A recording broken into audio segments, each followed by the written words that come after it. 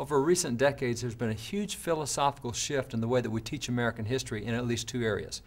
One is that today we teach American history as a series of events, chronologies, places, times. We used to teach American history biographically. That is, we saw the American Revolution through the eyes of George Washington or John Adams. We learned the events, we learned the dates, the places, but there was a human side to history that made it really interesting. Well, we've shifted in this new way of teaching history, and it's not nearly as interesting. As a matter of fact, you find that even now on the historical books that sell, New York Times bestseller lists, they're all biographical histories. The David McCullough books, they're out there because people really enjoy learning who John Adams is and seeing all the events of the Revolution through his eyes. That's one thing we've done with Drive Thru History. We've gone back to biographical histories. We've gone back to looking at the individuals, the people, the heroes that were involved in shaping those events.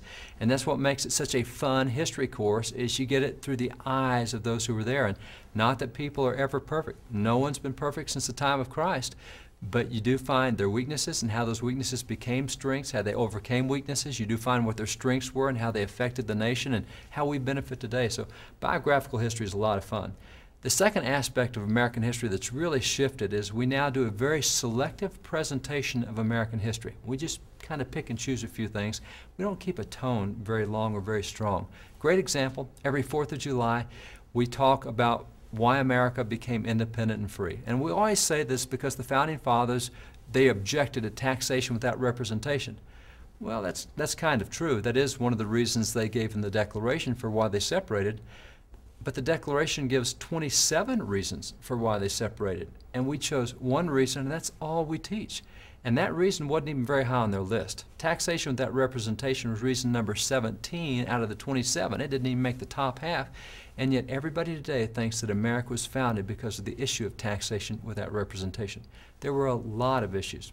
We just don't cover them anymore. So we get a very, very narrow view of American history. A great example is what we do in universities now. One of the classic books that we study in American literature courses is the book that's called Democracy in America. Alexis de Tocqueville, Frenchman who came to America in 1831, spent 4 years here, traveled the nation, wanted to see why we were what we were.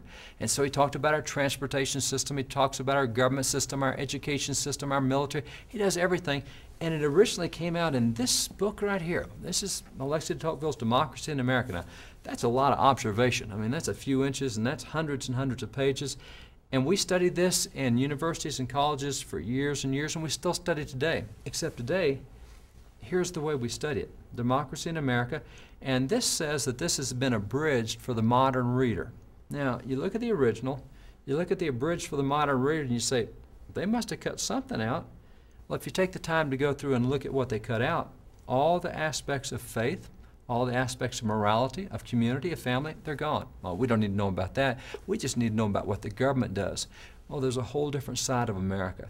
And so this aspect is a selective part of history, which means we get very little of what actually happened. It's just a viewpoint. We do the same thing with black history.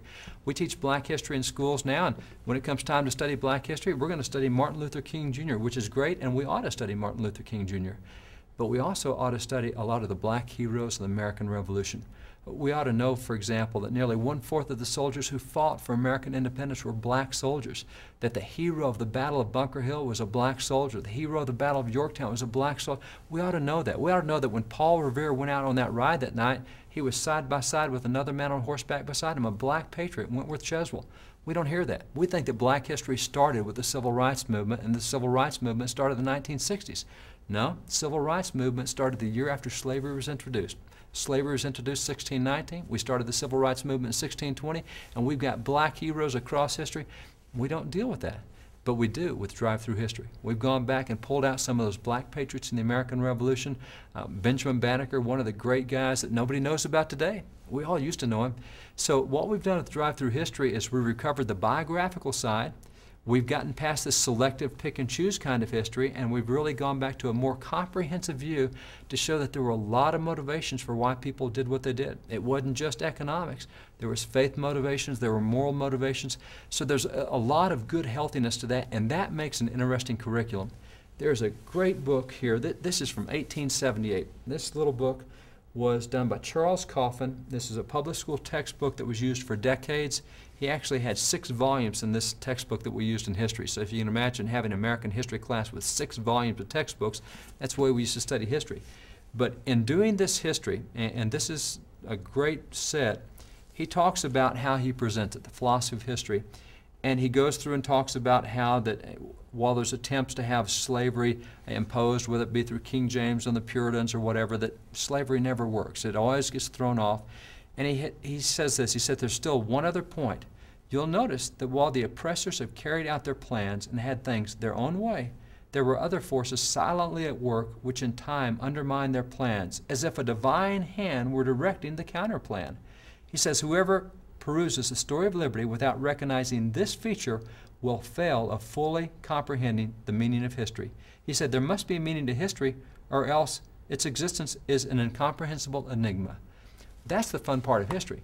When you see that there's a divine purpose or plan back in there with faith as a motivation, people enjoy those kind of histories. It's one of the reasons that David McCullough's books have done so well, is he's not cut the faith aspect out. Well, that's certainly an element that we have in Drive Thru History. History is no longer an incomprehensible enigma. We have that faith aspect, that divine hand aspect back in history, which is where it's always been. We've just lost it in recent decades. So Drive Thru History is a wonderful curriculum. It's a lot of fun. It's biographical history. It has a divine plan type to it. You can see American history through that standpoint. And there's a lot of creative things that go with it that make it a lot of fun. You'll enjoy this curriculum.